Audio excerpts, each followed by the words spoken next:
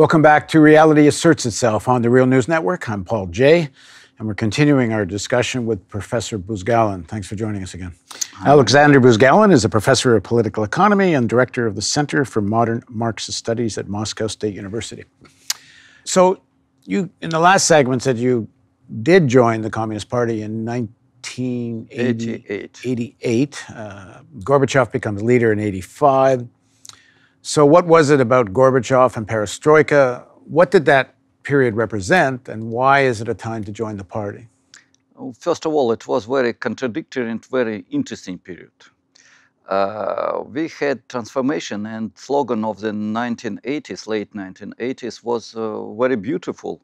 More democracy, more socialism, more humanism, more transformation towards a new society. Acceleration of development, key slogans.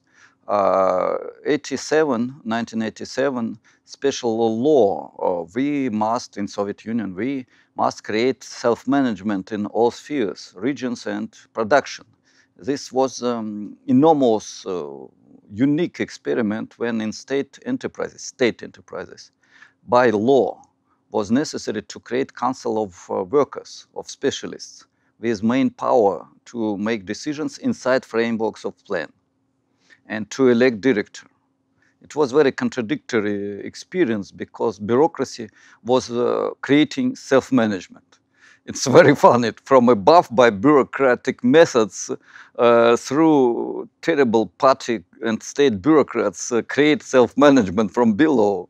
It's like a stupid contradiction. It's a new category of dialectic, I think, stupid contradiction, but what can I say? And in this period, we participated as consultants, as intellectuals in this process. As you're teaching at the university. Yes, but we created a special team, and we were working with relatively small 1,000 workers and big 100,000 workers. So give me a specific example of what you did, how they were trying to accomplish this. One of the examples, it was enterprise producing equipment, electronic equipment in Lithuania, Riga.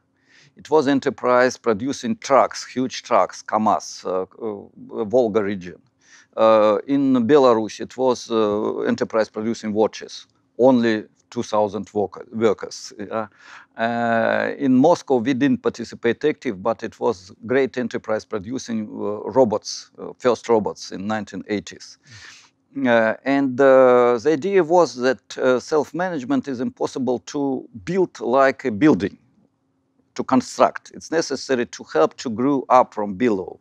What does it mean, self-management? Enterprise has plan.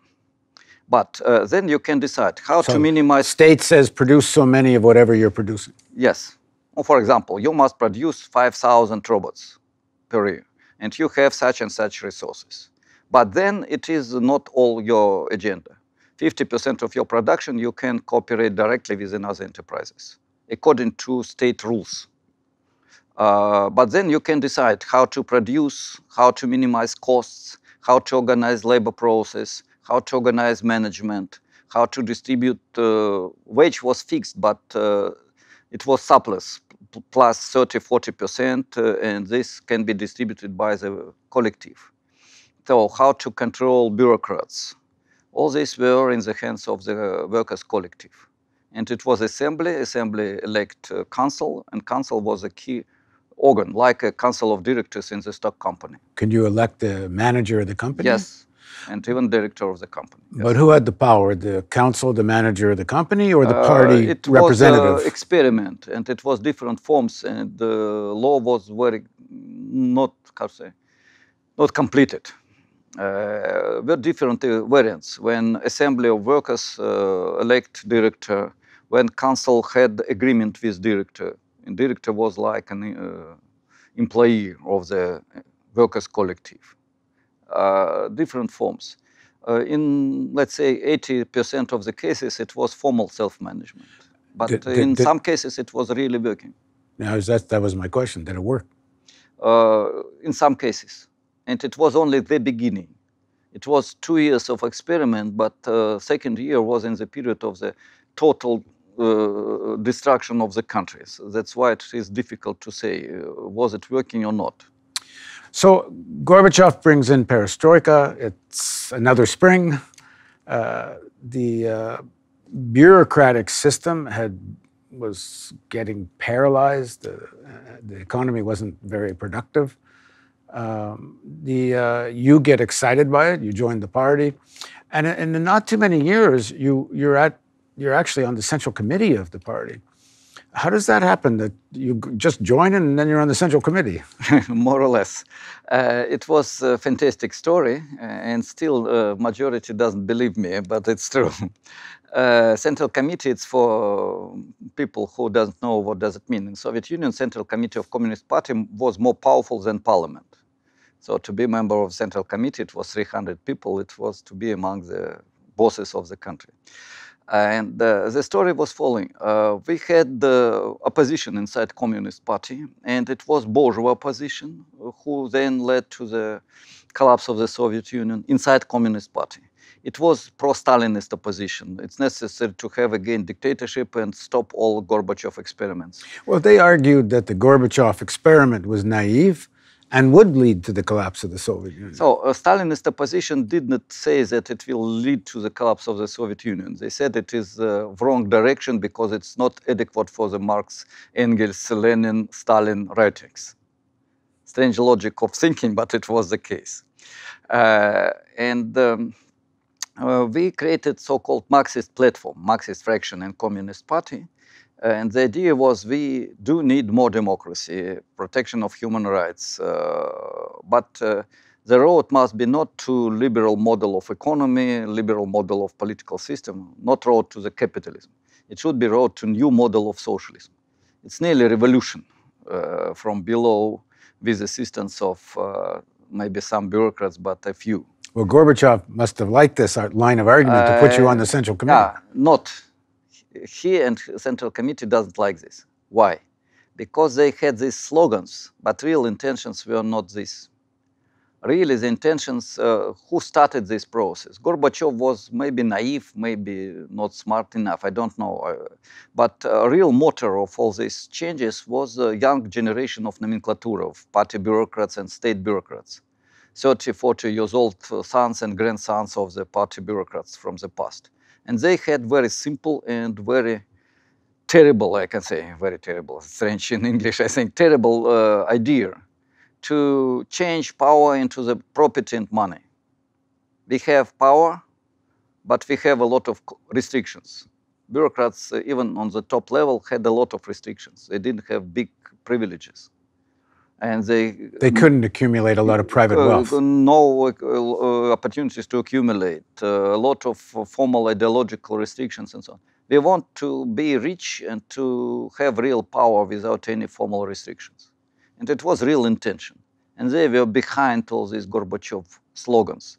And they used these slogans partly for propaganda, partly to tell lie in order to realize their ideas, and partly because they had very strange consciousness. I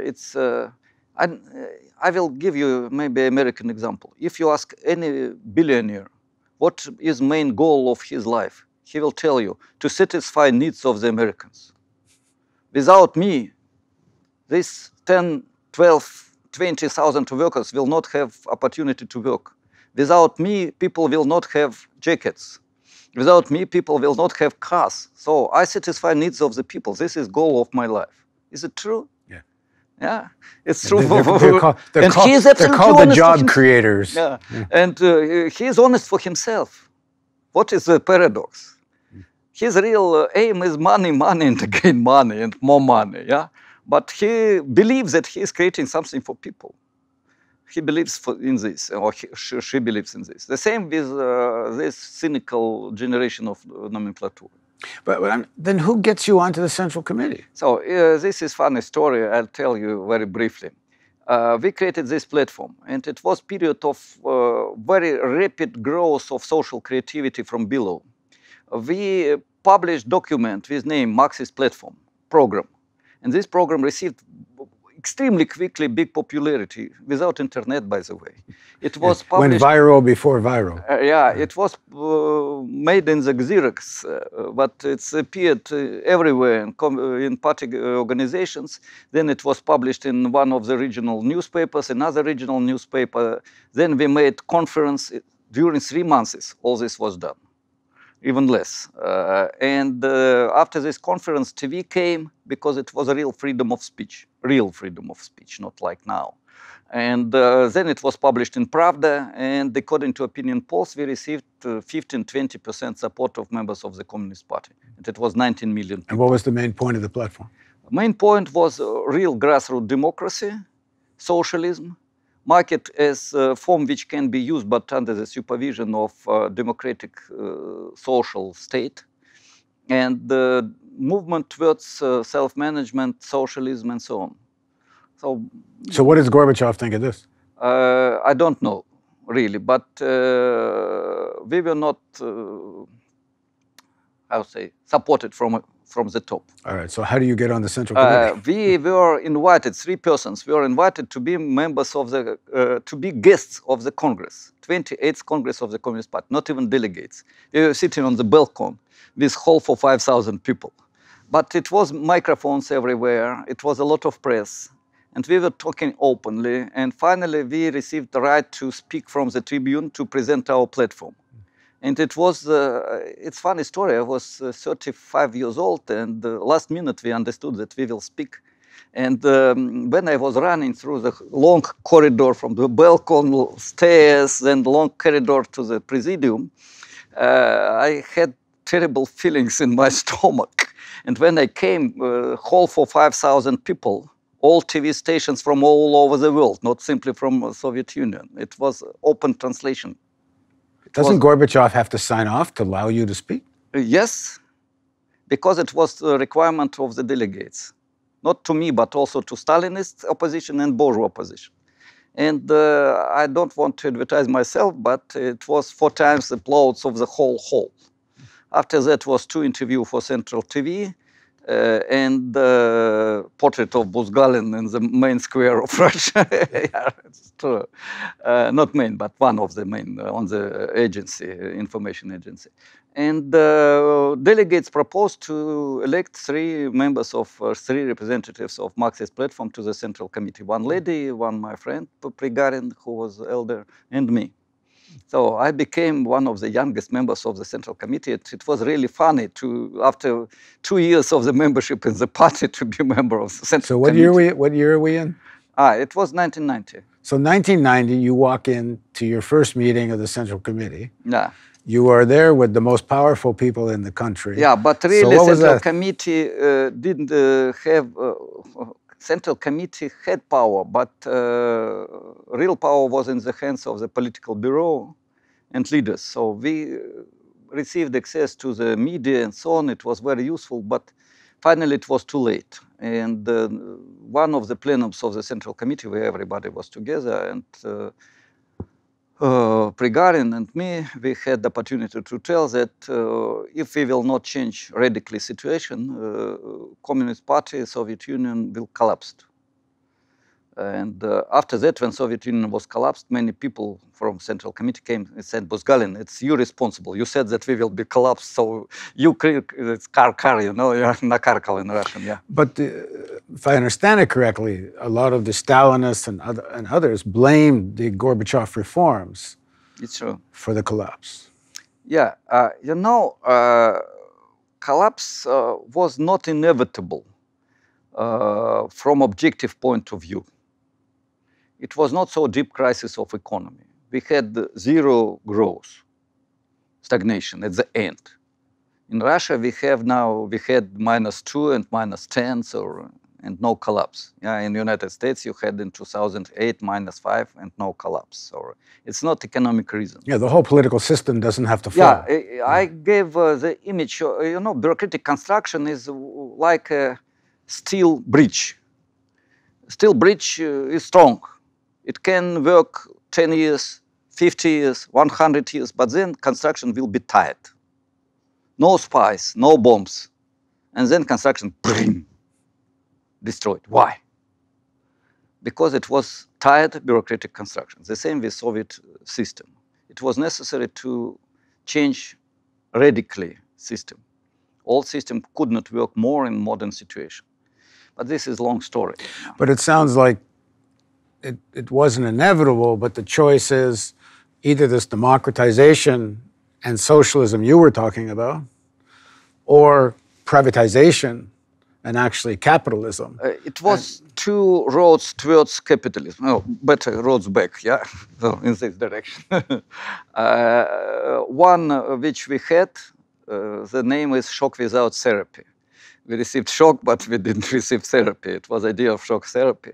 So radical bourgeois transformation, which led to the primitive accumulation of capital, criminalization, feudalization, and so on. Terrible consequences.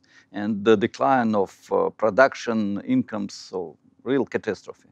Or it was choice to move in the direction of Chinese, let's say, model, with bureaucratic power, but bureaucratic power was self-destroyed. And interest of the top officials was not to have Chinese model where top officials again has restrictions, control, and can be arrested and even killed in the stadium. Yeah, the idea was to receive a chance for primitive accumulation of capital. Get rich. Yeah, get rich and get powerful in another form. What role did the Americans play in determining the outcome? Very big, but not decisive. And not Americans, but I like Americans, by the way. I have a lot of friends among Americans. The problem is that global capital and political institutions of global capital, Washington, Brussels, NATO, WTO, all these organizations had big intentions to destroy Soviet Union, of course. Okay, we're going to stop here. Yes, of course. And we'll pick up the next segment and talk about this very decisive period. Yeah. Okay, please join us for a continuation of our discussion with Professor Buzgalin on Reality Asserts Itself on the Real News Network.